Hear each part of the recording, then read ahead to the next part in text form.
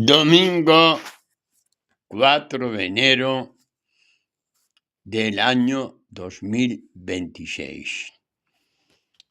Evangelio de nuestro Señor Jesucristo según San Juan. En el principio existía la palabra estaba con Dios y la palabra era Dios. Ella estaba desde el principio con Dios. Todo se hizo por ella, y sin ella no se hizo nada de cuanto existe. En ella estaba la vida, y la vida era la luz de los hombres, y la luz brilla en las tinieblas, y las tinieblas no la vencieron. La palabra era la luz verdadera que ilumina a todo hombre que viene a este mundo. En el mundo estaba, y el mundo fue hecho por ella, y el mundo no la conoció. Vino a su casa, y los suyos no la recibieron. Pero a todos los que la recibieron, les dio poder para hacerse hijos de Dios, a los que creen en su nombre. La palabra no nació, la cual no nació de sangre, ni de deseo de carne, ni de deseo de hombre, sino que nació de Dios. Y la palabra se hizo carne y puso su morada entre nosotros, y hemos contemplado su gloria. Gloria que recibe del Padre como Hijo unigénito, lleno de gracia y de verdad. Empezamos pues el año y la Iglesia nos ofrece este extracto del Evangelio de San Juan. Cada frase es un mundo espiritual. Cada frase del prólogo del Evangelio, cada línea es un mundo espiritual que se abre a nuestro corazón. Un mundo espiritual que nos hace crecer, que nos hace ver a este Dios tan cercano, tan dentro de ti.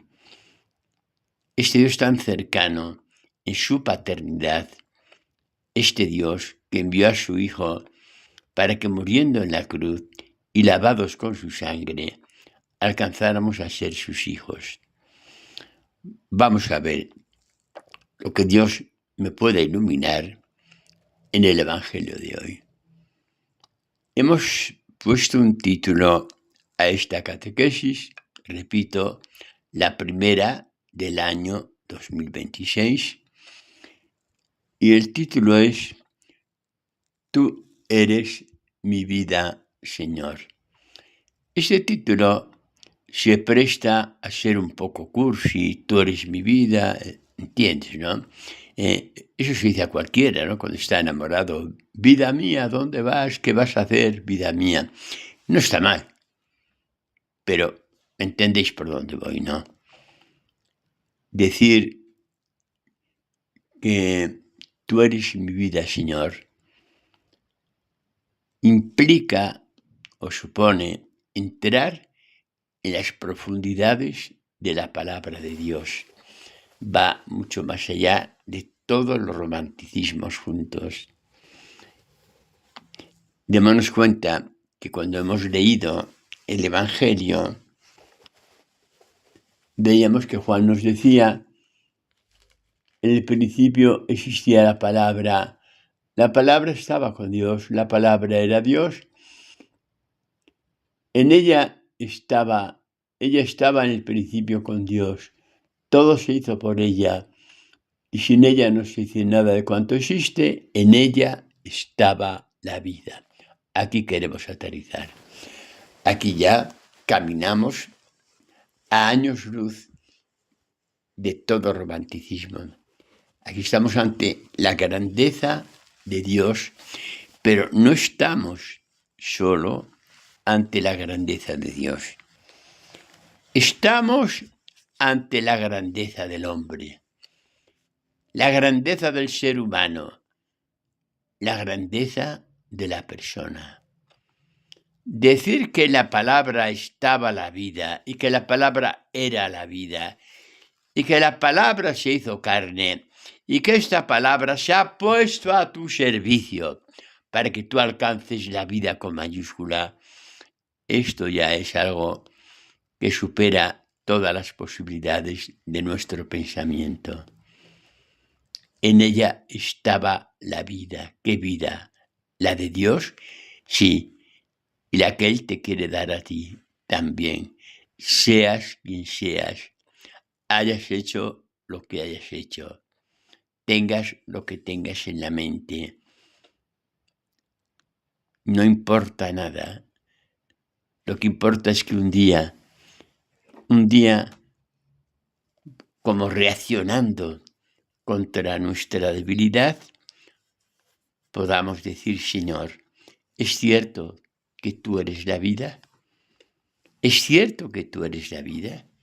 La he buscado en muchas partes y he encontrado algo de vida. No voy a decir que no. No voy a ser tan pesimista.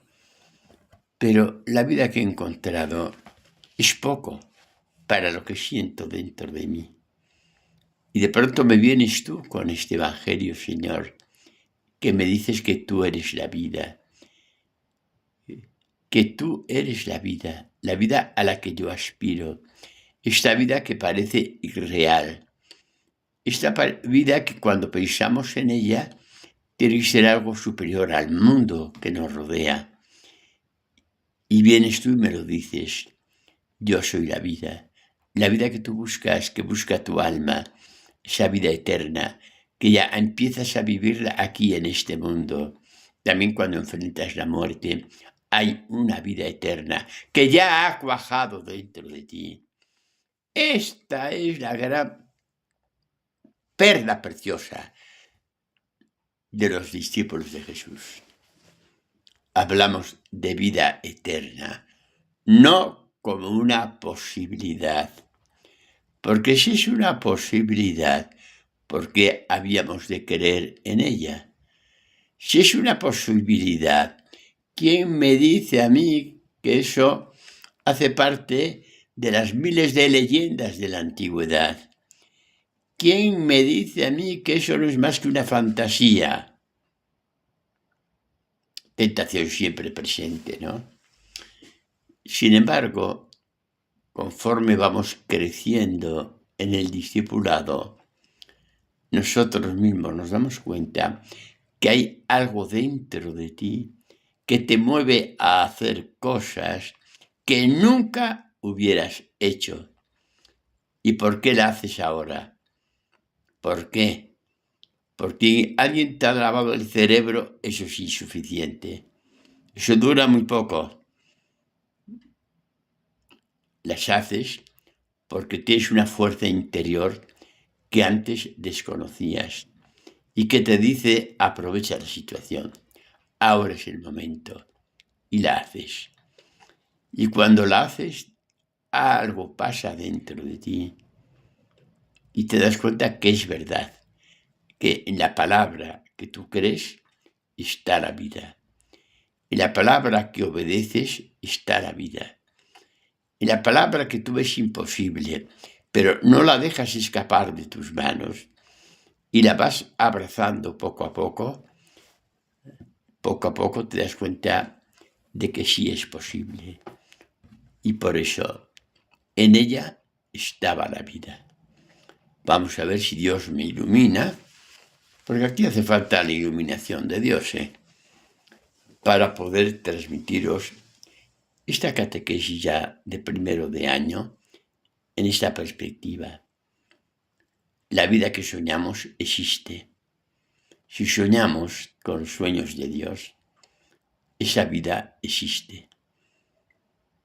Y para que soñáramos con los sueños de Dios, la palabra se hizo carne, Jesucristo, y habitó entre nosotros. No sé si sabéis, os lo he dicho alguna vez, la experiencia tan infinitamente bella, sí sé lo que digo, infinitamente bella, que nos ha legado la Iglesia primitiva. Por una parte, ¿cómo llamaban a Jesús? Le llamaban la palabra del Padre. ¿Qué intimidad tenían que tener estos primeros cristianos con la palabra de Dios para ver la encarnación de Jesús en esta perspectiva? Jesús, la palabra del Padre, habitó entre nosotros y sigue habitando entre nosotros la palabra del Padre. Qué maravilla y qué preciosidad, ¿no? Poder hablar así. Jesús, la palabra del Padre. Pero no queda ahí la cosa. Hay un paso más. Hay un paso más que solamente los muy atrevidos espiritualmente pueden decirla. Y la dijeron. Y nosotros, si queremos, también la podemos decir, aunque nos parezca inalcanzable. En la iglesia primitiva, por ejemplo, San Ignacio de Antioquía, muy en la iglesia primitiva, fue el sucesor de San Juan en la sede episcopal de Éfeso. O sea, muy contemporáneo dentro de lo que cabe de la iglesia primitiva de los apóstoles. Cuando ya tenía próximo el martirio como cristiano, que le detuvieron, camino a Roma, donde iba a ser echado a los leones. En ese camino hacia Roma escribió unas cartas que son para llorar, de entusiasmo, de amor, de gozo. Se leen tantas tonterías en el mundo de hoy. Y tenemos estas cartas de San Ignacio, una mejor que otra, llenas del Espíritu de Dios. Pues bien, ¿hasta qué punto San Ignacio de Antioquía puso dentro de su ser la palabra de Dios, el Evangelio de Jesús? ¿Hasta qué punto la hizo suya? ¿Hasta qué punto la hizo suya? Que en una de sus cartas, camino del martirio, llegó a decir: ya he llegado a ser palabra de Dios. Qué barbaridad, ¿no? Solamente los que no saben por dónde va la palabra son capaces de decir qué barbaridad.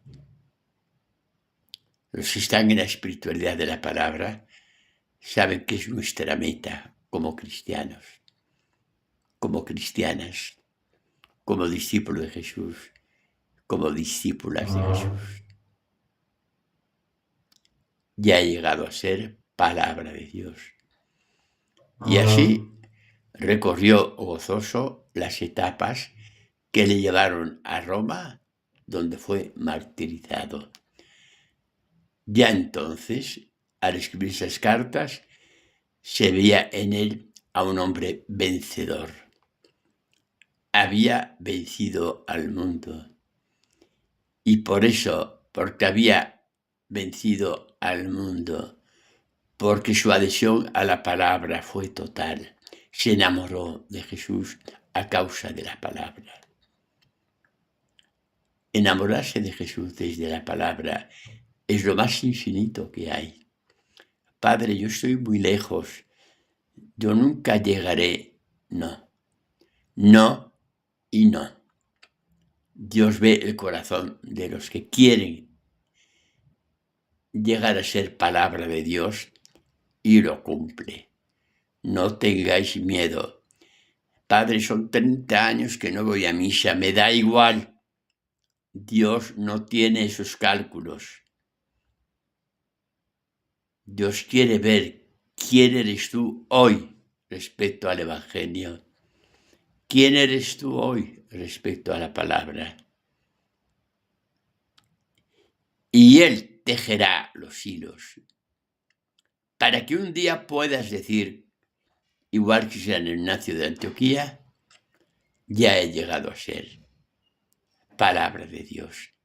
Me consta que esto no fue solamente un testimonio de aquella época de San Ignacio de Antioquía. Otros también lo dijeron, lo cual da a entender que era un poco la espiritualidad profunda de los primeros cristianos. Por eso eran lo que eran. Por eso desafiaron la muerte.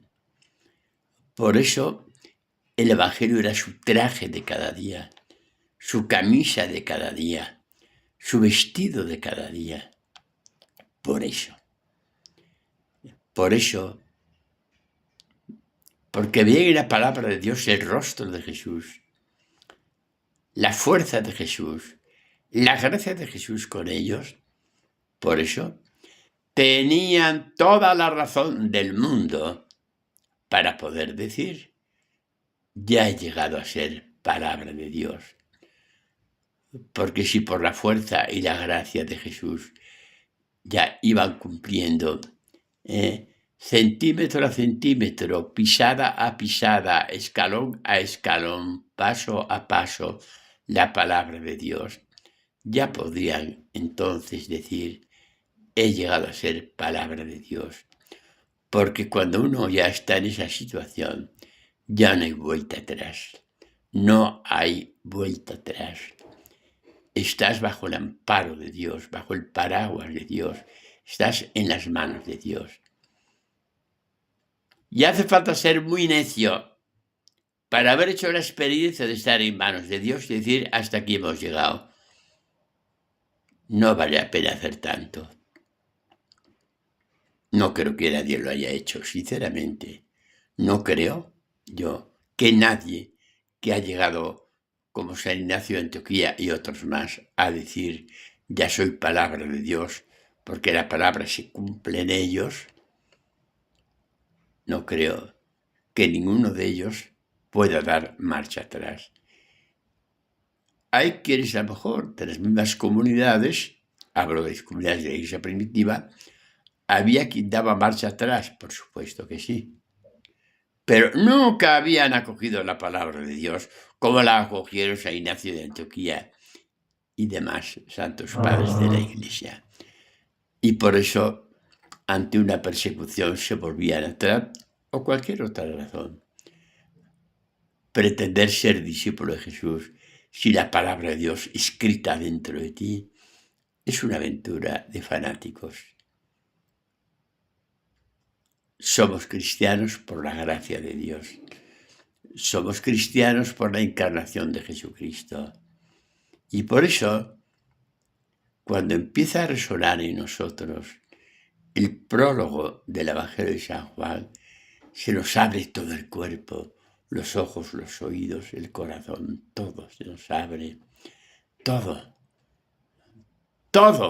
se abre en nosotros, porque vemos que esas palabras Jesús las está escribiendo dentro de nuestra alma, en nuestro caminar como discípulo de Jesús. En el principio existía la palabra, y la palabra estaba con Dios, y la palabra era Dios. Ella estaba en el principio con Dios. Ahora comprendéis por qué lo normal en la iglesia primitiva era alcanzar la santidad. Porque un hombre que vivía esto y lo recitaba con emoción interior, solo en el cuarto de su casa, iba diciéndose eso a sí mismo, ¿cómo no iban a ser mayores que el mundo que les tentaba? ¿Cómo no iban a ser mucho mayores que el mundo que les tentaba? El mundo te tienta de muchas formas. Con la soberbia, con la avaricia, con la lujuria, con la gula, con la ira, con la envidia, con la pereza. Cada uno de estos árboles podridos tiene muchas ramas. Que si me dijeron, que si no me dijeron, que si me entendieron, que si no me entendieron, que si dije, que si otro, que si cual, que si cual. Todos estos son frutos venenosos que ahogan la palabra de Dios. Por eso hay que mirar con una cierta envidia a los cristianos de la iglesia primitiva. Solo tenían un foco de luz, que era la palabra de Dios. Pero era un foco de luz tan grande que les hizo caminar por la santidad que Dios les iba ofreciendo un día sí y otro también. En el principio existía la palabra. La palabra estaba con Dios. La palabra era Dios. En ella estaba la vida. En ella estaba la vida. En ella estaba la vida. Buscamos la vida de mil formas. Viajes por aquí y viajes por allá a lugares cada vez más exóticos. Queremos que así nos evadimos de nuestras tristezas interiores y volvemos con las mismas tristezas interiores, sino es que incluso aumentadas, porque hay un espacio en nuestra alma que está reservado para Dios. Y ese espacio o lo ocupa Dios o no lo ocupa nadie. Ni viajes, ni compras, ni lujos, ni joyas, ni lo que sea. Ese espacio está herméticamente cerrado a todo lo que no sea Dios. Y si Dios no lo ocupa, no lo puede ocupar nadie. Y si Dios no lo ocupa, ¿qué será de nuestra vida cuando lo esencial no lo hemos ocupado? Hace un par de días tuve una experiencia, me viene ahora a la cabeza, y por eso os cuento la experiencia que tuve hace un par de días. Iba camino a la parroquia a celebrar la Eucaristía y veo una persona, no voy a decir si es hombre o es mujer, para no crear malentendidos. Una persona iba paseando su perrito. Como hacía frío, el perrito tenía pues una especie de trajecito para cubrir el lomo, ¿no?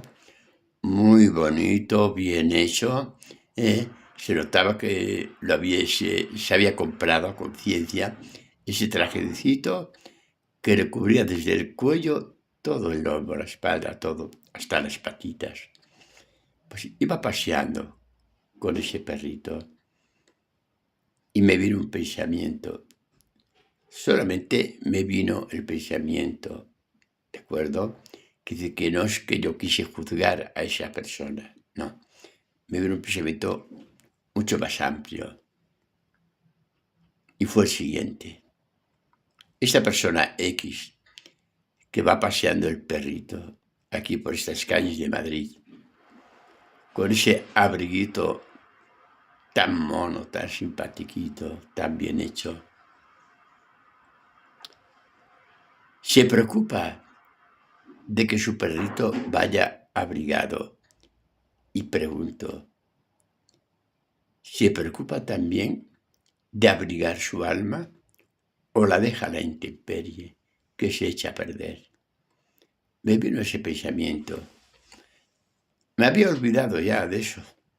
Fue hace 2 días, ya pasó. Pero me ha vuelto ahora. Cuando dice San Juan, lleno del Espíritu Santo, en la palabra estaba la vida.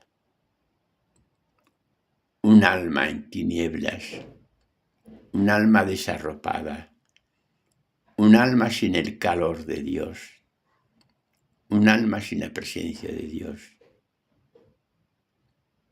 ¿Qué tipo de alma es? Descuidar el alma es lo peor que podemos hacer. Porque en cuanto se abre nuestra alma, sabemos qué quería decir San Juan. En el principio existía la palabra. Y la palabra estaba con Dios.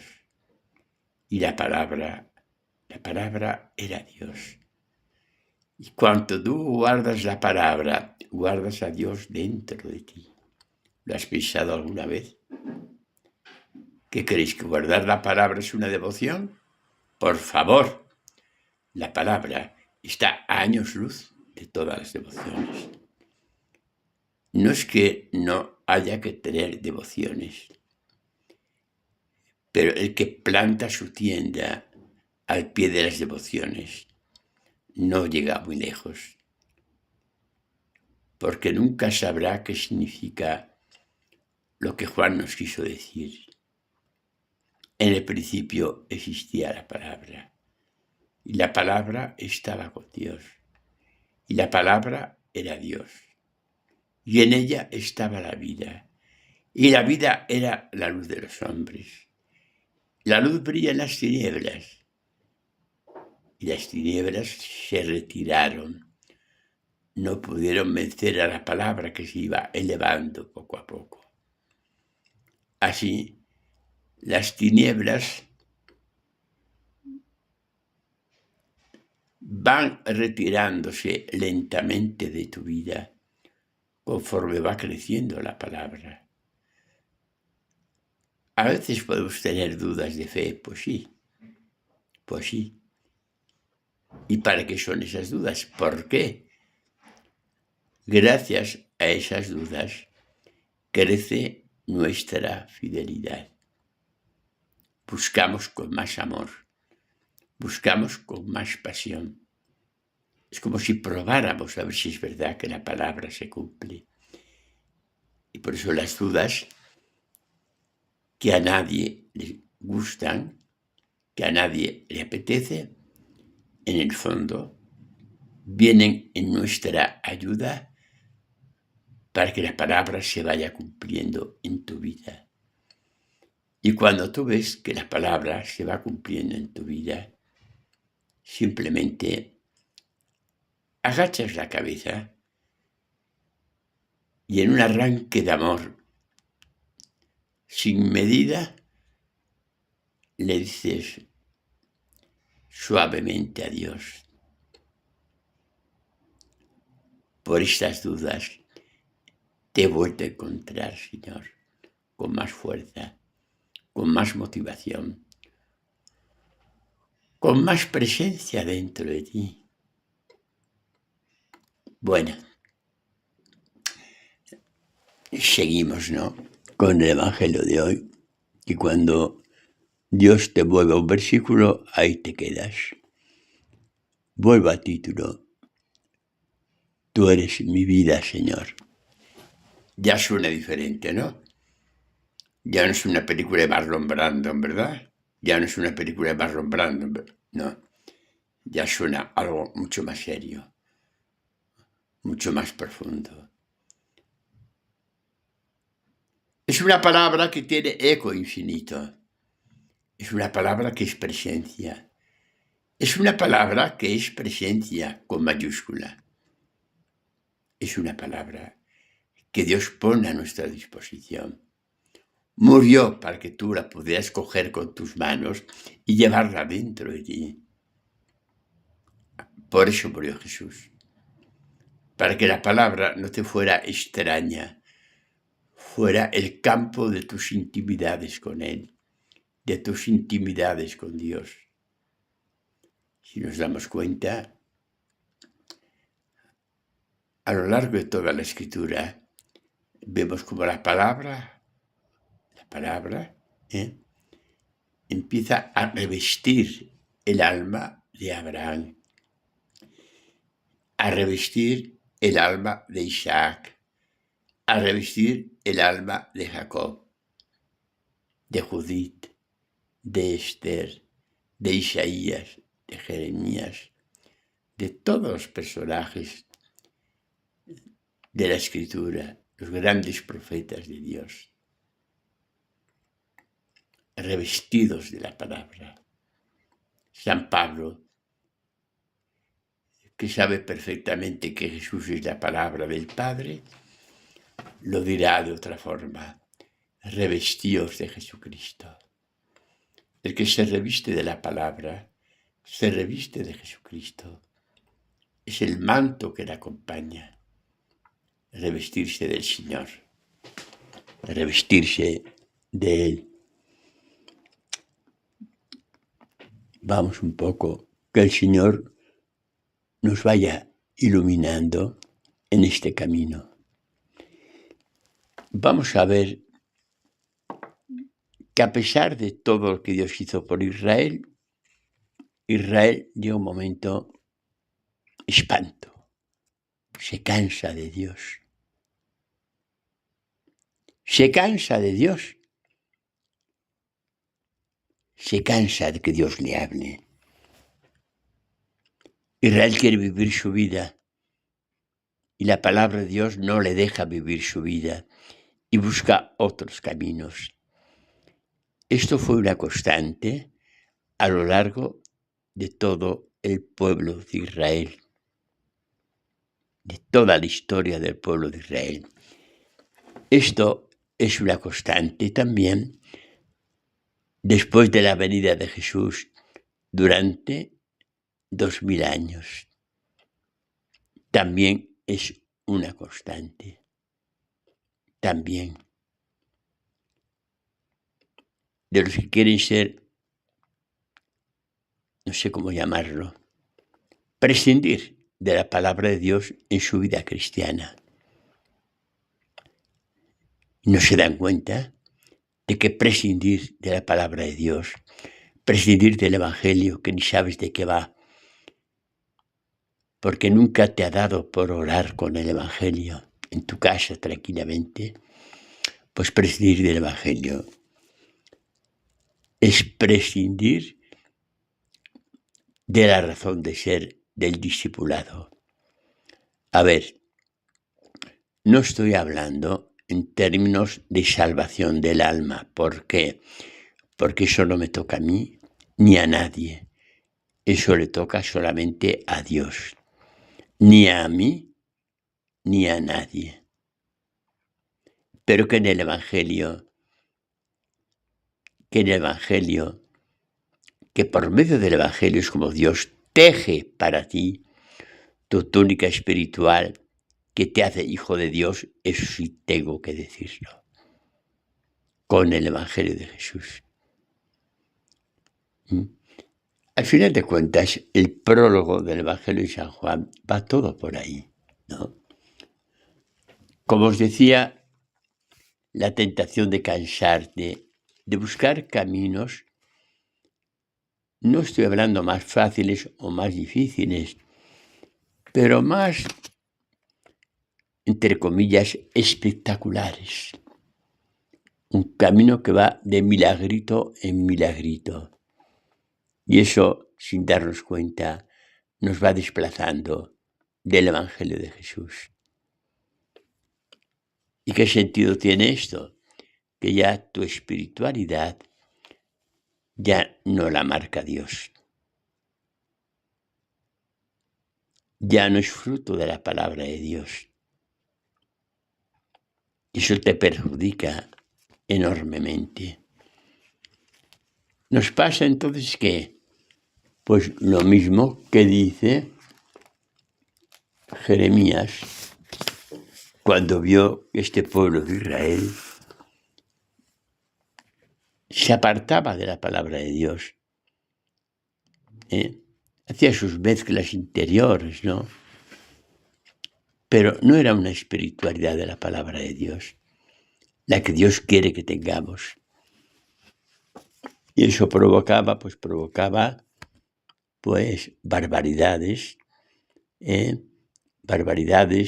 de todo tipo, provocaba desánimos, provocaba desviaciones, provocaba juicios hacia los demás porque no cumplían como tú, provocaba todo esto. Bueno, pues el profeta Jeremías en el capítulo 2 dice lo siguiente, dice, Dios habla, Dios, no es Jeremías, Dios, que coge la boca de Jeremías y dice, doble mal ha hecho mi pueblo, me dejaron a mí manantial de aguas vivas para hacerse cisternas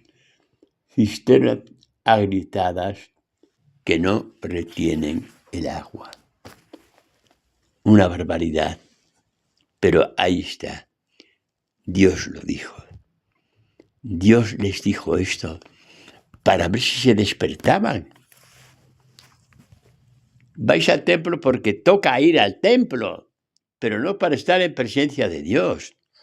Vais al templo porque toca ir al templo, pero no con las orejas abiertas a ver qué os dice Dios. Porque os habéis acostumbrado a oír lo que os da la gana, pero no a la fuente que emana de Dios. Que si me dijeron en tal sitio, me dijeron en el otro sitio, invalidando así la palabra de Dios.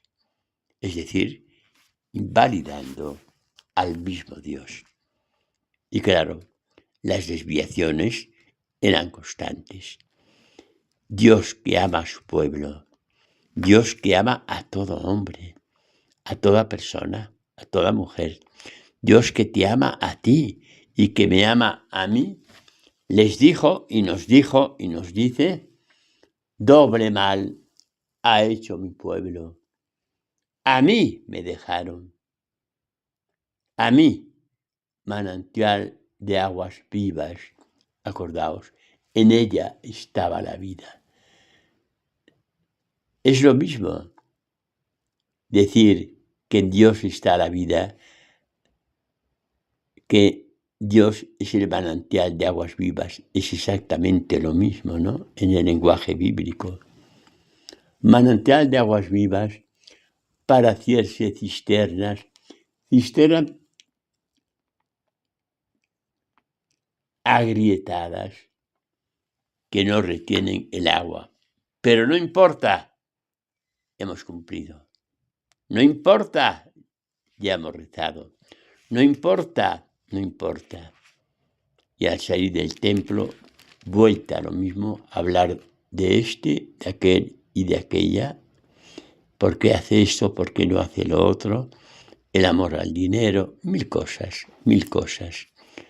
Listo es el demonio para tentar y para engañar y para hacerles creer encima que están bien.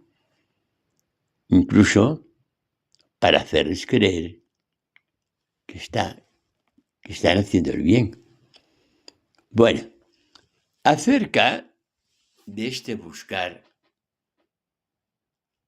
aguas muertas y no aguas vivas, aguas almacenadas en cisternas que están agrietadas, que va perdiendo el agua un día sí, otro también. Aguas en cuyos recipientes cisternas se van instalando toda clase de insectos, pero no importa. No nos importa haber dejado el agua viva del Evangelio para beber esta agua apestosa de las cisternas, ya que eso nos permite hacer nuestra voluntad, rezar como nosotros queramos, no como quiere Dios. Por ejemplo, rezo de los salmos.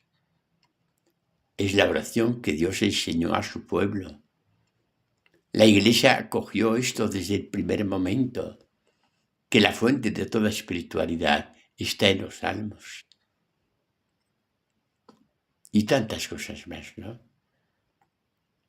Y hoy viene Jesús y nos dice, yo soy la vida. Yo he venido para que tengáis vida, y vida en abundancia. Juan capítulo 10, ¿no? Versículo 10. Buscáis la vida, yo soy la vida. Yo soy la vida. Yo soy la vida, buscáis la vida. Y este es, al final de cuentas, el detalle fuerte, ¿no? A mí me impacta muchísimo la gente buena, que a pesar de que creen que son buenos y aparecen como buenos, exteriormente son buenos,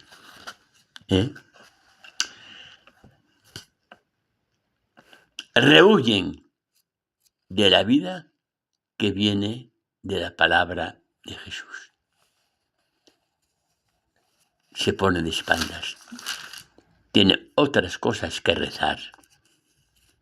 Tiene otras cosas que rezar, que por supuesto no tienen que ver con la palabra de Dios. Siempre ha sido así. Es la tentación de mañana, tarde y noche, de ser más que el Evangelio de Jesús, de ser más que la palabra de Dios. Me llama la atención esto, porque esta gente, repito, buena, como eran los fariseos,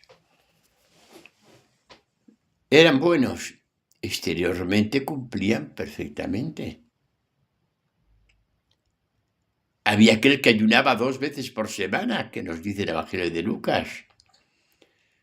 Por supuesto que no todos ayunarían 2 veces por semana, pero que eran frecuentes los ayunos, por supuesto que sí.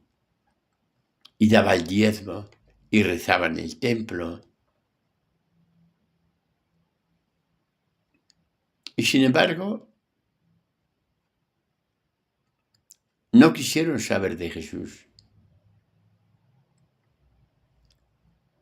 Y el proceso fue el siguiente, de no querer saber nada de Jesús, hasta, dado que molestaba tanto, llevarlo a la muerte y muerte de cruz. Pues leemos, por ejemplo, en el Evangelio de Juan, el capítulo 5, Jesús dice a esta gente, ¿no? Capítulo 5, repito, versículo 39, les dice, vosotros investigáis las Escrituras, las investigáis, ¿sí? Sois los mejores profesores que hay en Sagrada Escritura. Investigáis, habláis de ellas, etc. Sin embargo, continúa Jesús, dice, investigáis las Escrituras, ya que queréis tener en ellas vida eterna. En ella estaba la vida. Hasta ahí muy bien, ¿no? Llega Jesús, que es la palabra del Padre, y pone al descubierto tantas fantasmadas que había en el corazón. Detrás de esa cara de cuello retorcido en la iglesia, como si estuvieran viendo a no sé quién. No me estoy riendo. Me da pena hablar así, pero lo veo. Y me da pena de ellos. Me da mucha pena de ellos. ¿Son mejores que yo? En cuanto a obras, seguramente que sí. No tengo la menor duda. Y en muchas cosas más. Pero esas cosas son las de Dios. Ahí está la pregunta. Porque Jesús les dice a esta gente que eran realmente así tan cumplidores, vosotros no queréis venir a mí para tener vida. Volvemos al prólogo del Evangelio de San Juan, ¿no? En ella estaba la vida. Y la vida era la luz de los hombres. No queréis venir a mí para tener vida. Es como si dijéramos que Jesús hablaba para la gente y ellos decían, no, eso ya lo sabemos. Lo sabemos de memoria desde que tenemos 14 años. Y era verdad, porque los judíos piadosos aprenden a leer con la palabra de Dios. Y un judío ya con 14 años o con 20 años se sabe casi toda la Biblia de memoria. Los Salmos, por supuesto que sí. El libro del Éxodo, por supuesto que sí. Abraham, Génesis, ¿no? Por supuesto que sí. Y tantos de estos. Se suponía que la puerta para acoger a Jesucristo estaba más que abierta. Utilizaban la Biblia para su propio provecho, para lucirse delante de los demás, para crecer a nivel de popularidad, a nivel de aplauso. Y viene un Jesús que dice, bienaventurados los pobres de espíritu, bienaventurados los mansos, bienaventurados los que lloran, bienaventurados que tienen hambre y sed de justicia, es decir, de vivir junto a mí. Y la palabra justicia, estar junto a Dios, ajustado a Dios. Y estos fariseos decían, es bonito, pero es que nadie nos aplaude ahora, ya nadie os va a aplaudir si vamos por ese camino. Se acabó, punto final, a por él. Dios puede convertir una vida de aparente piedad en una barbaridad viviente. Lo consiguió en el pueblo de Israel, en la encarnación del Hijo de Dios. Y ese es su trabajo más importante. Ante la duda, vete a la palabra y saldrás de la duda. No mezcles la palabra de Dios con 40.000 cosas. Vete a la palabra de Dios, saldrás de la duda. Y verás lo que significa vivir en este mundo en presencia de Dios. Porque la palabra es la presencia de Dios que te acompaña mañana, tarde y noche. ¿De acuerdo? Y por supuesto que la presencia por encima de todas es la Eucaristía. Pero la Eucaristía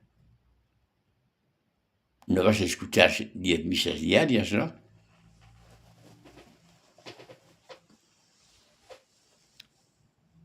La Eucaristía es para un momento maravilloso, extraordinario. Es el broche de oro, por supuesto que sí. Pero ¿y el resto de las horas qué haces?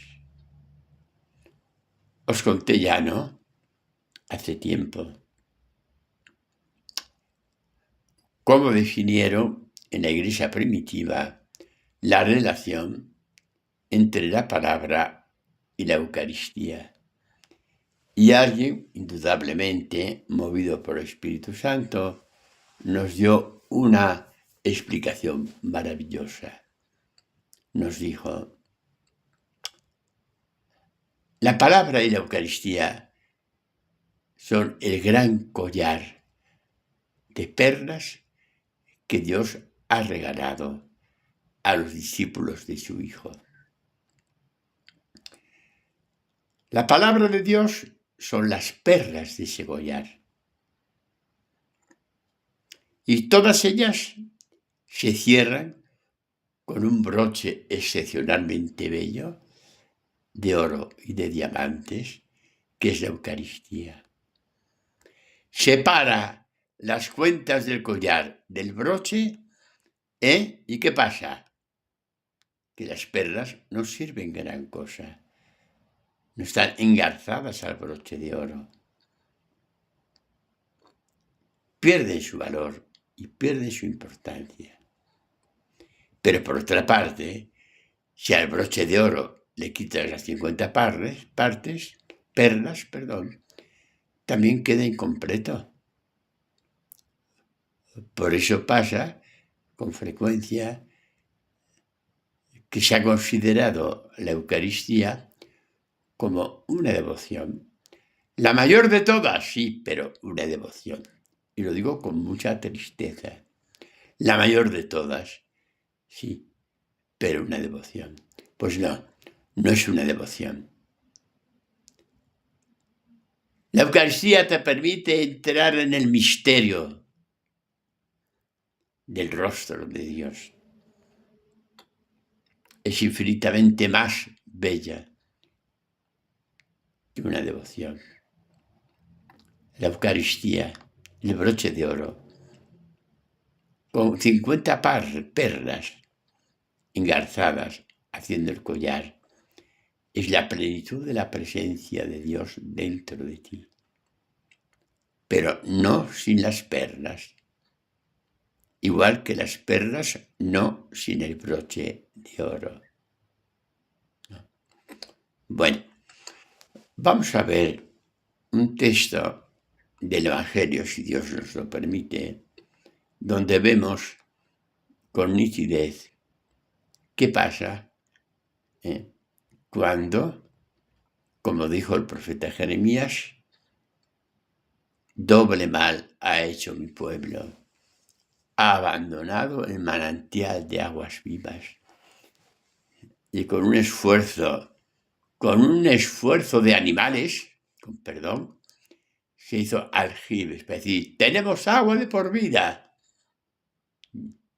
Ya no necesitamos el manantial de aguas vivas, ya tenemos agua de por vida. Aljibes que se agrietan, que hacen perder el agua, que se llenan de moscas, de mosquitos, de lagartijas, de todo eso. Sí, así es. Así es. Con respecto a la vida cristiana, partamos del plan de Dios. Los planes de los hombres, aunque vengan de hombres muy santos, no nos llevan a ninguna parte. Nadie puede suplantar a Dios. Nadie es nadie. Nadie puede suplantar a Dios. Nadie es nadie. ¿De acuerdo? Pues vamos a situarnos en los tiempos de Jesús, donde se nos ofrece una imagen de todo un pueblo que vive con aguas, como quien dice, que salen de un aljibe. Vamos a ver el texto, ¿no? Es Juan 4, el Evangelio de la Samaritana. Dice el Evangelio de la Samaritana, ¿no? El capítulo 4, como os he dicho.